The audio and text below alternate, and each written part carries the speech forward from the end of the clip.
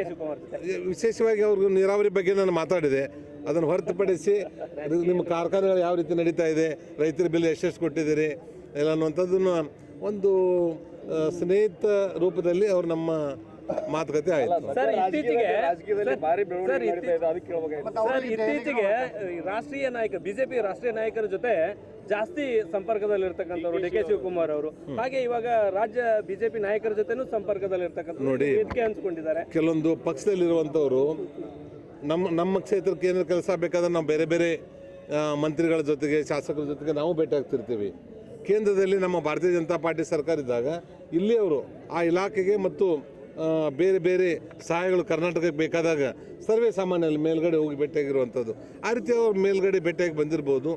ಈಗ ನಾನು ಇವತ್ತು ಮಾತಾಡಿದ ತಕ್ಷಣ ಅದಕ್ಕೆ ಬೇರೆ ಅರ್ಥ ಕಲ್ಪಿಸುವಂಥದ್ದು ಏನಿಲ್ಲ. ಡಿ ಕೆ ಶಿವಕುಮಾರ್ ಅವರು ಭಾರತೀಯ ಜನತಾ ಪಾರ್ಟಿಗೆ ಬರ್ತಾರೆ ಅಥವಾ ಮುರುಗೇಶ್ ನಿರಾಣಿ ಕಾಂಗ್ರೆಸ್ಗೆ ಹೋಗ್ತಾರೆ ಅನ್ನುವಂಥದ್ದು ಏನಿರೋದಿಲ್ಲ. ಈ ಭಾಗದ ಸಮಸ್ಯೆಗಳನ್ನು ಅವ್ರಿಗೆ ಅವರ ಗಮನಕ್ಕೆ ತರುವಂಥ ಪ್ರಯತ್ನವನ್ನು ನಾನು ಮಾಡಿದ್ದೇನೆ. ಸರ್ ನಿರಾಣಿ ಅವರು ಹೋಗಲ್ಲ, ಎಲ್ಲಿ ಡಿ ಕೆ ಶಿವಕುಮಾರ್ ಅವರು ಬರ್ತಾರ ಅಂತ ಬಿಜೆಪಿಗೆ ಡಿ ಕೆ ಶಿ ಅವರು ಬರ್ತಾರ? ನೋಡಿ, ರಾಜಕಾರಣ ಅಂದರೆ ಯಾವತ್ತೂ ಸೂರ್ಯ ಪೂರ್ವಕ್ಕೆ ಹುಟ್ಟುವಂಥದ್ದು.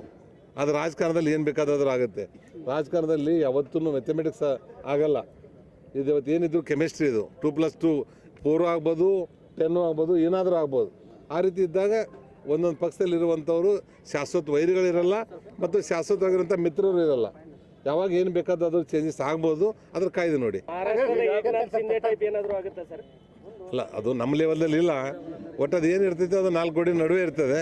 ಅದ್ರ ಒಂದು ಮಾತ್ರ ಸತ್ಯ, ಅದರ ಮೇಲೆ ಬೆಟ್ಟಾಗ್ತಾ ಇರುವಂಥದ್ದು ನಾನು ಗಮನಿಸಿದ್ದೇನೆ. ನಮ್ಮ ಕರ್ನಾಟಕಕ್ಕೆ ಬೇಕಾಗುವಂಥ ಅನುಕೂಲತೆಗಳನ್ನು ನಮ್ಮ ಪ್ರಹ್ಲಾದ್ ಜೋಶಿ ಅವ್ರ ಮಗಳ ಮುಖಾಂತರ ಇರ್ಬೋದು, ಕೇಂದ್ರದ ನೀರಾವರಿ ಸಚಿವರುಗಳ ಮುಖಾಂತರ ಇರ್ಬೋದು, ಅವ್ರು ನಮ್ಮ ಕರ್ನಾಟಕ ತರುವಂಥ ಪ್ರಾಮಾಣಿಕ ಪ್ರಯತ್ನ ಡಿ ಕೆ ಶಿವಕುಮಾರ್ ಅವರು ಮಾಡ್ತಾ ಇದ್ದಾರೆ. ಒಟ್ಟಾರೆ ನಮ್ಮ ಕರ್ನಾಟಕ ಹೆಚ್ಚಿನ ಹಣ ರಾಜ್ಯ ಸರ್ಕಾರದಿಂದಾಗಲಿ ಕೇಂದ್ರ ಸರ್ಕಾರದಿಂದ ಬಂದರೆ ಅದು ಒಳ್ಳೆಯದು ಅಂತೇಳಿ ನನ್ನ ಭಾವನೆ. ಯತ್ನಾಳ್ ಅವರನ್ನು ಉಚ್ಚಾಟನೆ ವಿಚಾರಕ್ಕೆ ಸಂಬಂಧಪಟ್ಟ ಹೇಳೋದಾದರೆ ಎಲ್ಲೋ ಒಂದು ಕಡೆ ಅವರು ಹೊಸ ಪಕ್ಷ ಕಟ್ತೀವಿ ಅನ್ನೋದೊಂದು ಪಾಠ ಸಕ್ಸಸ್ ಆಗುತ್ತೆ ಅಂತೀರಾ ಸರ್? ನೋಡಿ, ಅವರು ಒಬ್ಬ ಅನುಭವಿ ರಾಜಕಾರಣಿಗಳಿದ್ದಾರೆ. ನಾವು ಇಷ್ಟೇ ಹೇಳುವಂಥದ್ದು, ಹಿಂದೆ ಪಕ್ಷಗಳನ್ನು ಹೊಸದಾಗಿ ಮಾಡಿರುವಂಥವ್ರು ಯಾರೂ ಯಶಸ್ವಿ ಆಗಿರಲ್ಲ ಅನ್ನುವಂಥದ್ದು ಒಂದು ಚಿಕ್ಕ ಮಕ್ಕಳಿಗೂ ಗೊತ್ತಿರುವಂಥದ್ದು. ಅದನ್ನು ವಿಶೇಷವಾಗಿ ಬಿಡಿಸಿರುವಂಥದ್ದಿಲ್ಲ. ನಾನು ಹೇಳ್ತಾ ಇರುವಂಥದ್ದು, ಅವರು ಒಳ್ಳೆಯ ರಾಜಕಾರಣಿಗಳಿದ್ದಾರೆ, ರಾಜಕಾರಣ ಮಾಡಲಿ. ಮತ್ತು ಈಗಾಗಲೇ 2 ಸಲ ಉಚ್ಚಾಟನೆ ಆಗಿದೆ, 3ನೇ ಸಲ ಉಚ್ಚಾಟನೆ ಆಗಿದೆ, ಇದೇನು ವಿಶೇಷ ಅಲ್ಲ. ಮತ್ತೆ ಹೊಳೆ ಕರ್ಕೊಳ್ತಾರೆ, ಇದೇನು ರುಟೀನ್ ಅನ್ನುವಂಥದ್ದನ್ನು ಹೇಳ್ತಾ ಇದ್ದಾರೆ. ಆ ರೀತಿ ಆಗಬಾರ್ದು. ಒಂದು ಮೌಲ್ಯಾಧಾರಿತ ರಾಜಕಾರಣ ಆಗಬೇಕು. ನಮಗೇನು ಆಗಬೇಕಾಗಿದೆ, ಈ ಭಾಗದಲ್ಲಿ ಹೆಚ್ಚಿನ ಕೆಲಸ ಆಗಬೇಕು, ನೀರಾವರಿಗಳಾಗಬೇಕು ಮತ್ತು ಇಲ್ಲಿರುವಂಥ ಸಮಸ್ಯೆಗಳಿಗೆ ಪರಿಹಾರ ಸಿಗಬೇಕು ಅನ್ನುವಂಥ ಅವ್ರ ಹೋರಾಟ ಇದೆ. ಆ ಹೋರಾಟನ ಬೇರೆ ರೂಪದಲ್ಲಿ ನಾವು ಮಾಡ್ಬೋದಲ್ಲ. ಕಾಲು ಬಿದ್ದು ಕಾಲುಂಗುರ ಹಚ್ಕೊಳ್ಳೋ ಅನ್ನುವಂಥದ್ದನ್ನು ನಮ್ಮ ಹಳ್ಳಿಯಲ್ಲಿ ಒಂದು ಕಾನೂನು ಹಿಡಿದೆ.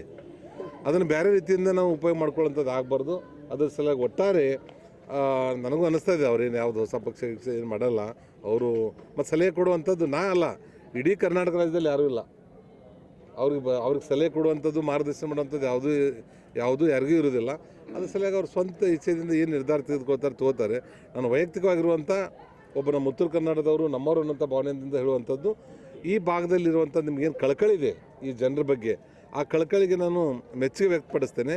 ಆದರೆ ಅವ್ರು ಮಾಡಿರುವಂಥ ದಾರಿ ಬದಲಾವಣೆಯನ್ನು ಮಾಡಿ ಭಾಗದ ಅಭಿವೃದ್ಧಿಗೆ ಸಮಯ ಕೊಡಬೇಕು ಅಂತ ವಿನಂತಿ ಮಾಡ್ತೇನೆ.